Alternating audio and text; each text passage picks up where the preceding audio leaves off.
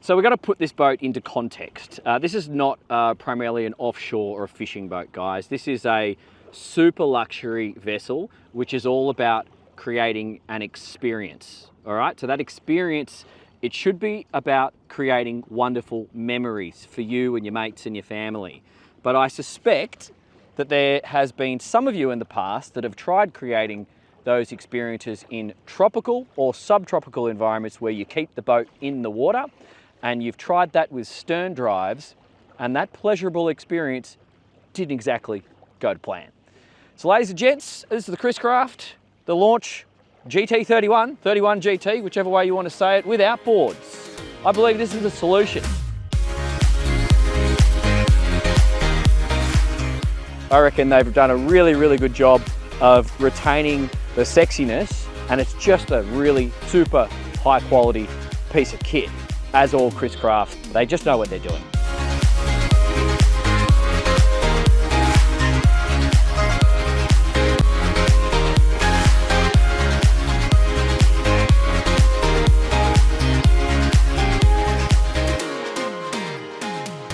And just get a look at it. Like, it's a bloody gorgeous boat. I think it's fair to say Chris Craft are one of the pioneers of beautiful boats on the water. This is a brand that's been around forever. And I think it would also be fair to say, if you're the sort of person who buys a Chris Craft, you probably drive a Porsche. You know, you understand quality, you understand brands that are gonna look after you, and you are looking for something that's going to serve you in such a way. So, my name's Dan Jones. Welcome to Dan's Boat Life. We're in Queensland, where the sun always shines. It's a beautiful winter's day, actually, and this is the detailed tour. So if you are interested in purchasing a boat like this, the next video might be of interest to you, because that's going to be the test drive, and then I put more content where we do a deeper dive over on my Patreon. So that's how we break it all up, and hopefully the content will be useful. So what we'll do, we'll start up here on the bow and do as much of a deep dive as possible. This boat has been fitted out with the real teak all the way around the deck. So we've got teak on the gunnels, we've got teak on the decks, and up here on the foredeck. It's a thick amount of teak and it's beautiful. And up here we've got quite a few details going on. So we do have the pop-up cleats. We actually, which we've already used today, have a freshwater shower on the bow for washing our feet so you don't take sand all the way through the boat. Our anchor locker is accessible by dropping down the burgee just here. Before we go there, this beautiful stainless design here, that's actually the navigation lights. So in here you've got red and green lights, and then you've even got facility to hang a fender or something lightweight. I wouldn't go pulling the boat on that cleat, because those cleats are for the strength just there. Okay, let's have a look. So you've got your stainless steel anchor, and then it goes to gal chain. You've got your safety. You can operate it from up here in the bow, and we can also operate it from the helm. We have drink holders, which are also, they also look like they would double as rod holders or potential sunshade mesh. I'm not 100% sure, so don't hold me to that.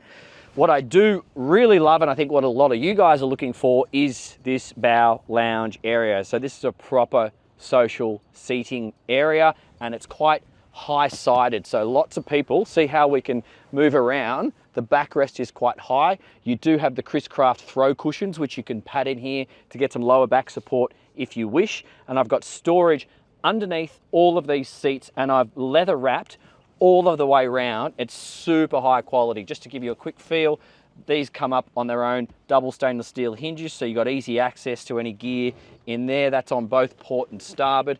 And when you are running at speed, you can really enjoy the ride. Just here, fold down the armrest, and this is summer. That's what it's all about. This table is removable, and it will stow just below the decks just here. And over on the starboard side, we actually have the Fusion stereo control. That's just one of the controls. There's primary controls back at the helm. We've got some charging, 12 volt just in there. And we have drink holders both on port and starboard, and they're the big ones. You can do a tinny with a cooler in there, no worries.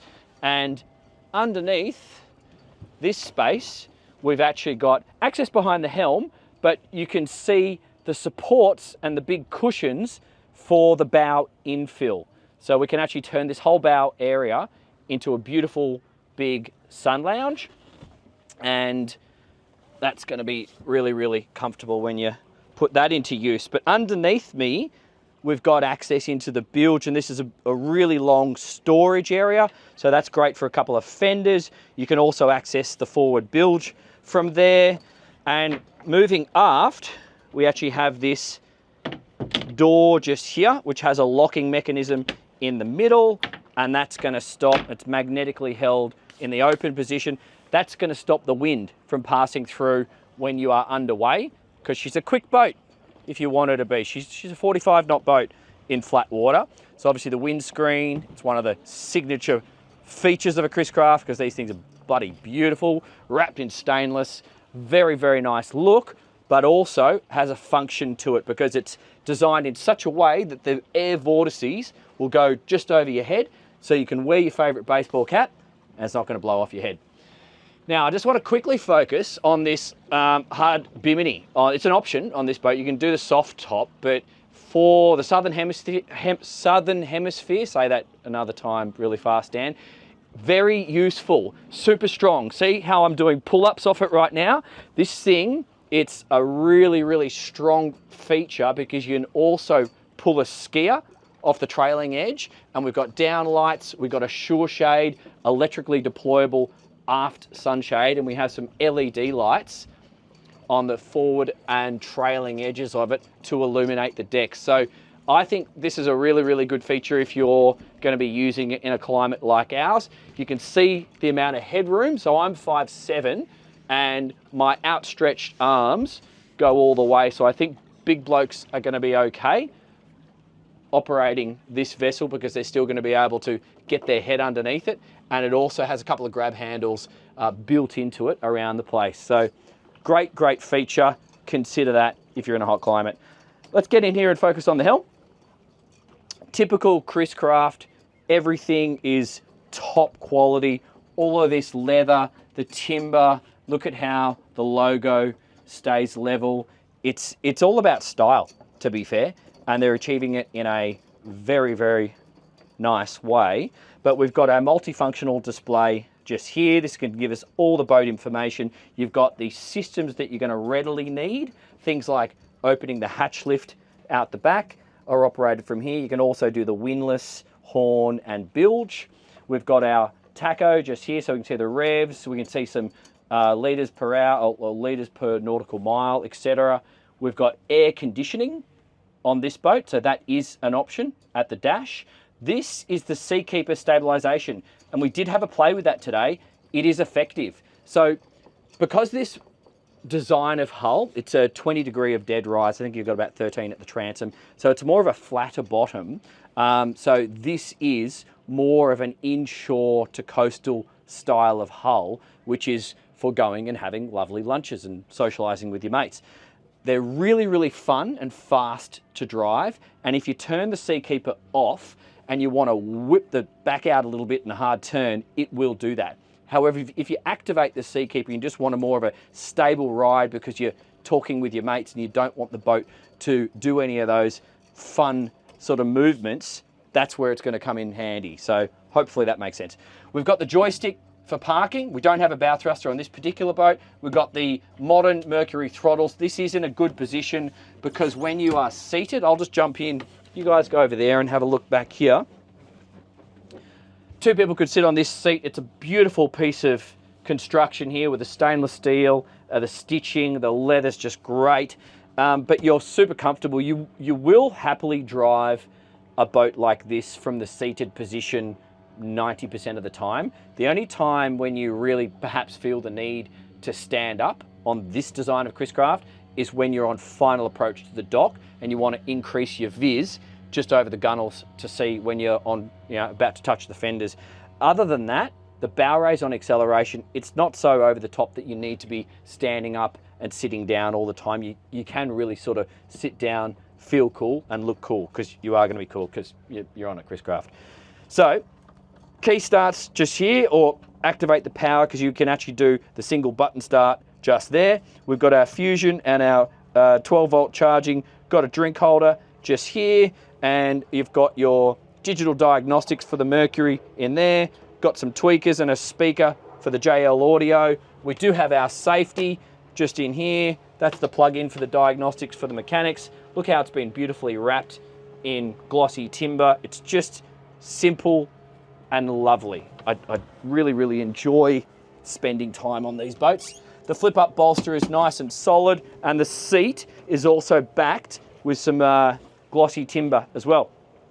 So over on the navigator's side, you can definitely have two people, or one person can feel super cool and drive around like this. I think this is how I see most Chris Craft couples enjoying their day. He or she is at the helm, and then whoever's with them for the day is kicking back, maybe a throw cushion at their lower back and enjoying themselves. A couple of drink holders here, speaker, air conditioning, toilet is in here. We'll get back to that. And then we have a really functional glove box with the Chris Craft logo, sensible located grab handle, and you will also use the windscreen as a grab hold at times. So doing this and doing this sort of makes sense. That's not a problem. And also resting your arm here or up here, it's designed for it. Lots of curves, everything's quite comfortable. Footrests are in the right place. And if you want to flip up the bolster, you can also sit like this and then like that. You'll be quite comfortable. We've got just some service access into the bilge. And then we have on the starboard side, a little minibar area. So this is, you know, if you go and order some food, you could then put it all down here and prepare yourself for lunch. But if you need to do some prep, you've got Corian in here, and then you've got a sink in here. And I think, Dan, did they also have cooking options on this one? Yeah, so there is a cooking option, probably through batteries, I would assume. I doubt it would be gas. So we've got a 12 volt fridge here. That's got the freezer section. And then we have another fridge just over here. That's just going to be the pull-out drawer fridge for keeping your drinks cold. And then look at all the teak and the stainless. They just do such a good job on these boats of all the finer details. But now let's focus our attention on the L-shaped lounge. Everything is designed for relaxation.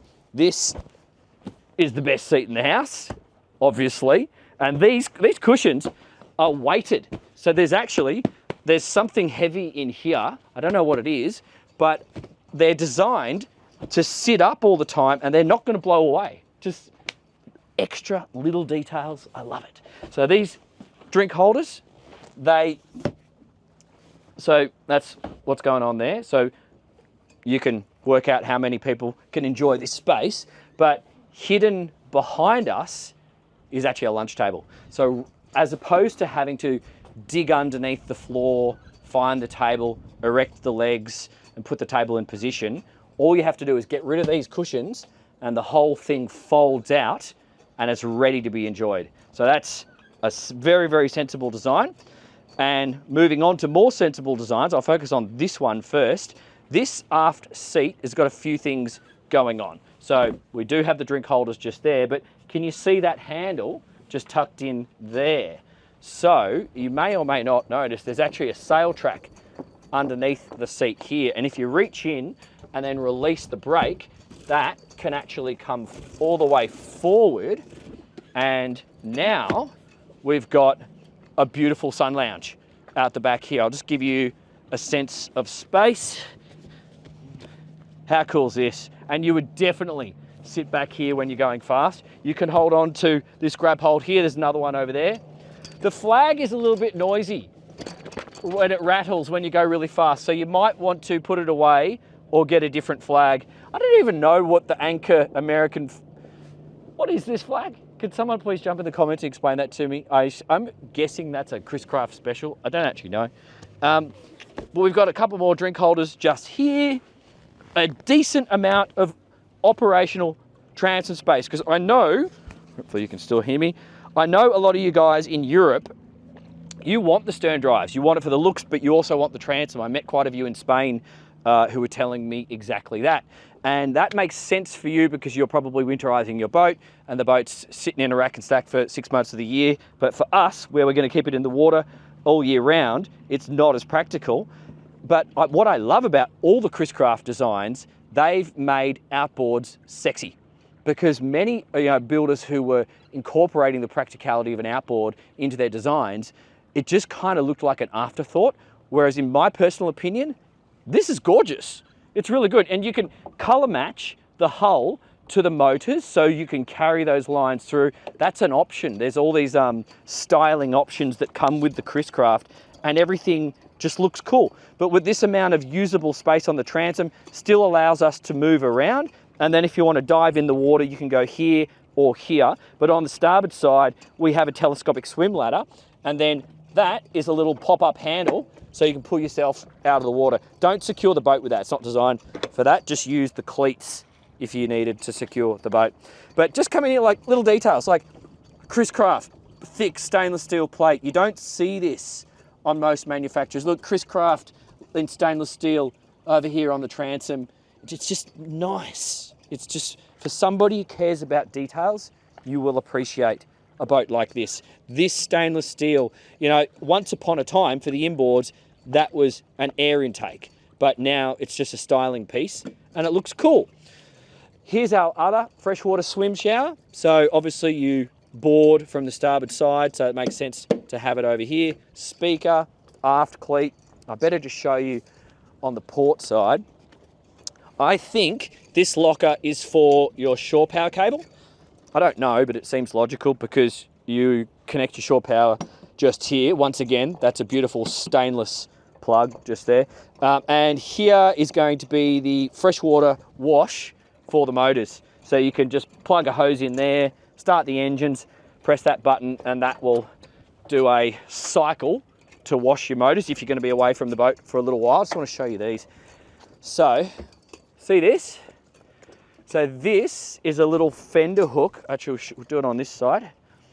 So you can secure your fender to whichever height is sensible for your dock, and then you don't have to worry about knots. So if you're not a knot person, boom, boom, that just goes in there and it just secures, and then the line basically holds your fender in place. So it's quite simple. However, you should keep a couple of extra fenders on board which are not attached to these fittings, because if you decide to raft up with your mates and you need a fender at a different height, for example, at the gunnels, you might just want to then secure that to the cleats and get yourself ready to rock and roll for your raft up. So that's all pretty cool. We got the 300 Mercury V8s, beautiful engines. I'm such a fan of these. They're quiet, they're smooth, they're comfortable, but you can hold a conversation. So if you are a social person, I love the Yammies. I've owned them myself in the past, but they are a little bit noisy. So if you're a fisherman or if you want to run around and do other activities, Yammies make sense. But if you want to be social, maybe consider Mercuries. So that's my little 2 cents there. So I'm just going to slide this back. Now, you probably already noticed it, but we have a side door. So that's the lock. You just press in, and then that's how you release it. Then you do it like that, and then you just lift. So you go up, and then it comes in, boom, boom. And there is a swim ladder which hooks onto this just here, so we can deploy it over the starboard side. And if you've got grandparents or parents, this is the logical place to get them on from the dock rather than making them sling a leg over the side, because life's a lot easier when you have this option. So that's cool. Let me just push that down. Oh yeah, that's strong. I just wanted to show you in here. So we have all of our batteries, and we've also got our switching, or fusing, I should say, just there. The drains just here go into a sump pump, and that'll pump any water overboard. And then we also have a bin just in here. So sort of everything you need for a social day out. Got some courtesy lights. I think it's time that I show you in the head, because every boat like this needs a good head. So you just undo the little lock down here, open up, and I'll get in for perspective. I think the way to get into this head is reverse back onto the loo, and it is a decent size. I'm just holding that open. Yeah, you hold it, Dan. So you have a little bit more headroom just above this window here, and then you've got the vanity, the window, we've got some charging, we've even got Dometic control. So does that mean we have AC in here as well? Oh yes, we do. It's an air-conditioned loo, so that's kind of cool. This appears to be a wet area. I see a drain below, but we do also have courtesy lights and carpet, so you might need to remove that, and I can't see an actual shower, so maybe it's just a wet area if you come in here with wet things. So a little bit of storage in there for some extra toilet paper. That's magnetically controlled. We've got the toilet paper holder here, electric flush toilet, soap dispenser. Everything's just very sort of fancy, and also it's just a good storage area when not in use. Another little glove box in there. So what would have been the engine bay on a sterndrive inboard model is now a technical space and a storage area. So this box that I'm sitting on, this is like some sort of plastic material. And as you can see, we've just got various bits and pieces, extra fenders, lines. I'm sitting on an esky. So that's a great utilization of the space. We've got more space at my feet just here. And if you even, I'll grab the camera. I'll take you around from port to starboard. You can see the installation. We've got batteries. So those engine vents are actually have blowers attached to them. And then we can see the fuel filters. That's actually a blower as well. More batteries, and then wiring looms going forward. And you have a couple of through-hole accesses as well. So it is a useful area. It's operated by these two electric worm drives. Just make sure you've got the backrest slid aft, because for some reason there must be a weighted sensor or something. It doesn't go up when it's forward, and then you're ready to rock and roll. So that's the boat, ladies and gents. What do you reckon? Would you go the outboards? Would you go the sterndrives? Oh, am I right? Do you disagree with me? I love watching, I read all of your comments. I don't actually have the time to get back and respond to you all, but I endeavor to respond to as many as I possibly can. I reckon she's a beauty. I reckon they've done a really, really good job of retaining the sexiness that you would expect of a Chris Craft, and it's just a really super high quality piece of kit, as all Chris Crafts are. They just know what they're doing. It's as simple as that. You can see it in every piece of the construction. When you dig underneath, it's pretty evident.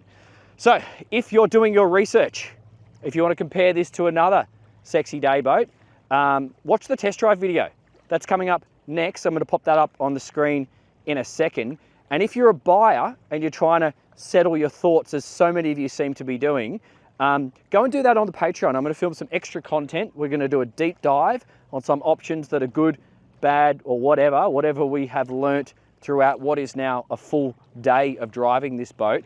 I'm going to make that content, pop that up on the Patreon, and that's for you guys. And for those of you in the top tier, you can also talk to me and send me your sort of long list of questions, and I'll get back to you as soon as I get a chance. So happy to do that, but do it on the Patreon. Anyway, hope that was useful. See you in the next one. In my experience of 20 years of selling boats before I got into this YouTube thing, through the Australian market, that is, I can't comment on Europe, Chris Crafts are very prevalent throughout the whole east coast of Australia. So people know this brand, and if they, if you want to move it on in a couple of years to trade up or do whatever, you will be able to.